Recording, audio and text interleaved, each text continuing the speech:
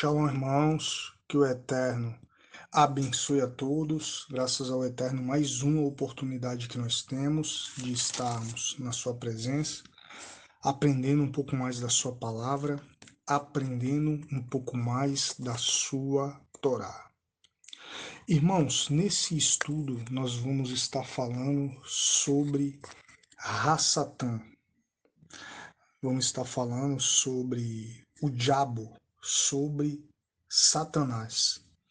E o ponto de partida para isso é Ezequiel capítulo 22, do versículo 12 ao 19.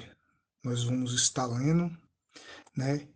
E vamos estar vendo aqui nesse texto clássico, onde é ensinado que aqui é o diabo, é Satanás, né?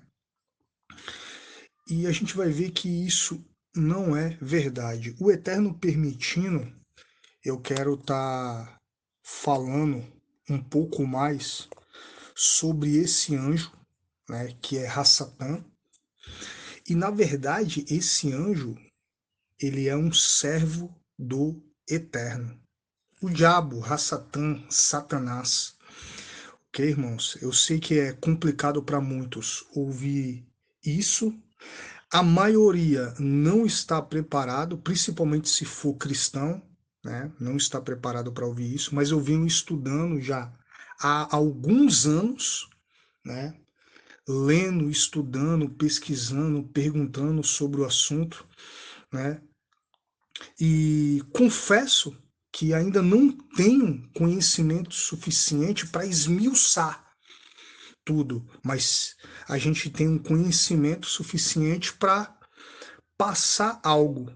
E na verdade, irmãos, conforme o Eterno for permitindo, a gente vai falando mais sobre isso. A gente sabe que Roma, os padres, né, acrescentaram muita coisa, mudaram muita coisa, tiraram, acrescentaram, enfim, mudaram a história, ok?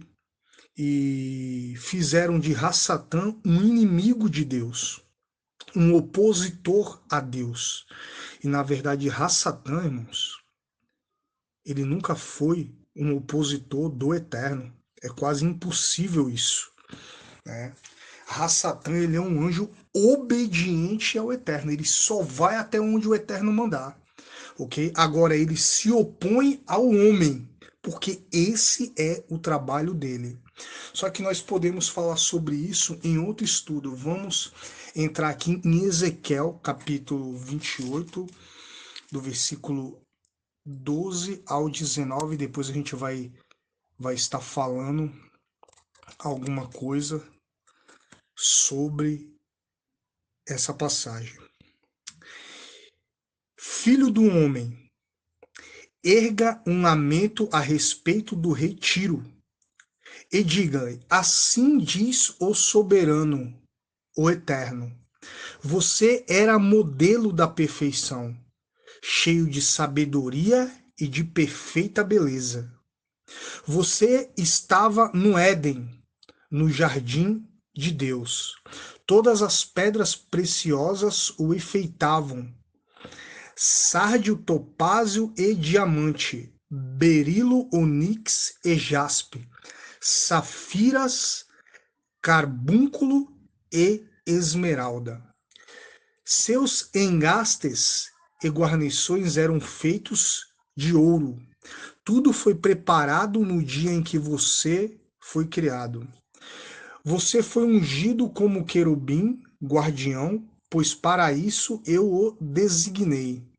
Você estava no Monte Santo de Deus e caminhava entre as pedras fulgurantes. Você era inculpável em seus caminhos, desde o dia em que foi criado até que se achou maldade em você.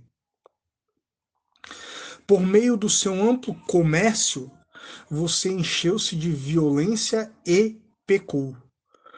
Esse versículo é muito importante, irmão, para a gente entender que aqui Ezequiel ele está falando do retiro, né? Até mesmo quando a gente vai para o capítulo 26 e 27, a gente vai ver né, que esses dois capítulos, eles estão falando da grandeza, né, da cidade do reinado de Tito. Por exemplo, Ezequiel capítulo 26, verso 7, diz assim: porque assim diz o Senhor Deus, eis que eu, desde o norte, trarei contra Tiro a Nabucodonosor, rei da Babilônia, o rei dos reis, com cavalos e com carros, e com cavaleiros e companhias e muito povo. Olha só, irmãos. Versículo 27, verso 4. No coração dos mares estão os teus termos, os que te edificaram, aperfeiçoaram a tua formosura. Então a gente vai ver nesses dois capítulos o Eterno falando da grandeza e já anunciando a queda do reinado do rei Tiro, né? E aqui nesse versículo a gente vê aqui, né, essa passagem que conjumina com o que eu acabei de ler do capítulo 26 e do capítulo 27, ok? Vou retornar aqui. Você foi ungido como um querubim guardião, pois para isso eu o designei. Você estava no Monte Santo de Deus e caminhava entre as pedras fulgurantes. Você era inculpável em seus caminhos desde o dia em que foi criado, até que se achou maldade em você. Por meio do seu amplo comércio, você encheu-se de violência e pecou.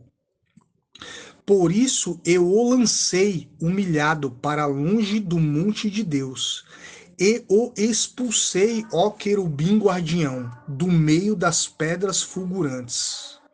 Seu coração tornou-se orgulhoso por causa da sua beleza, e você corrompeu a sua sabedoria por causa do seu esplendor. Por isso eu o atirei à terra, fiz de você um espetáculo para os reis. Por meio dos seus muitos pecados e do seu comércio desonesto, você profanou os seus santuários. Por isso fiz sair de você um fogo que o consumiu e reduziu você a cinzas no chão, à vista de todos os que estavam observando. Todas as nações que o conheciam espantaram-se ao vê-lo. Chegou o seu terrível fim. Você não mais existirá. Aqui, irmãos, não está sendo falado de Satanás. Não é Satanás aqui. Aqui é uma referência 100% ao retiro.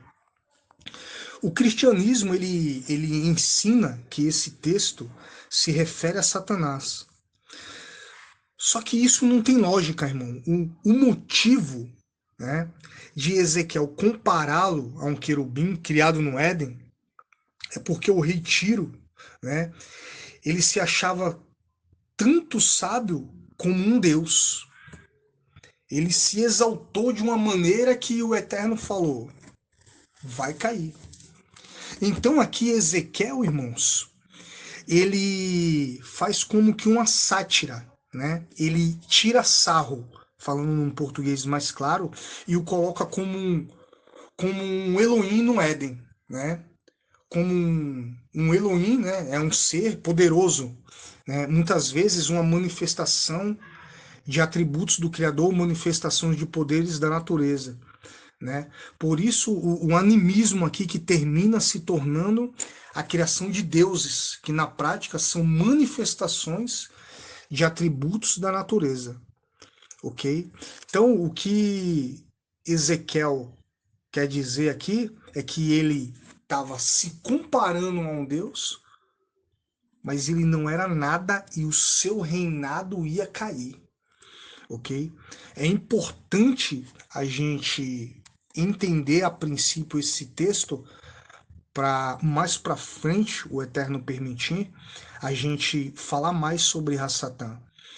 Mas o mais importante a ser falado, e todo vídeo que eu falar sobre esse assunto, que eu fizer um estudo sobre esse assunto, eu vou falar, é que Ra-Satã, irmãos, ele nunca se opôs contra Deus, ele não é inimigo de Deus, ele é um anjo obediente ao Eterno.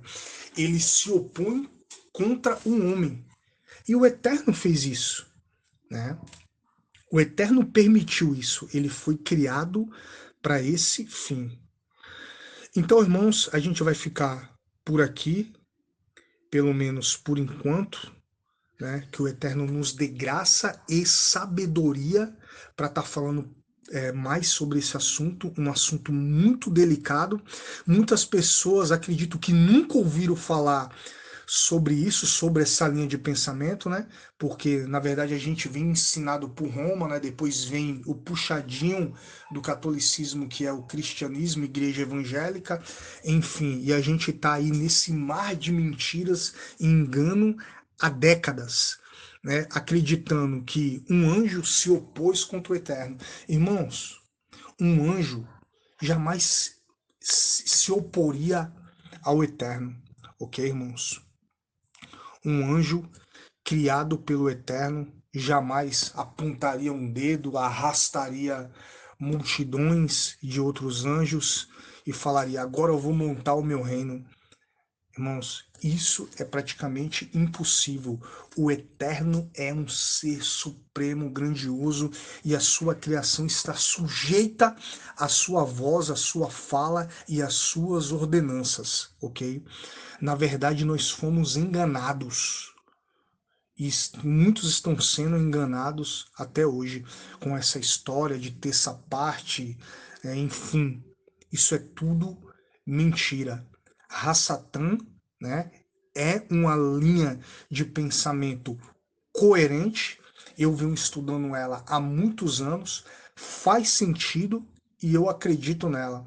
Ele é um servo do Eterno. No contexto judaico, não existe, irmão, não existe essa ideia de anjos que se rebelaram e se oporam contra o Eterno e eles fazem o que eles quiserem e o que eles bem entendem, ok? Então, vamos ficar por aqui, que o Eterno nos dê graça, nos ajude a compreender mais e tá passando sobre esse assunto. Caso algum irmão quiser falar algo sobre isso, pode falar aqui nos comentários ou entrar em contato comigo, né? Vamos estudar junto, irmãos. Shalom, shalom, que o Eterno abençoe a todos.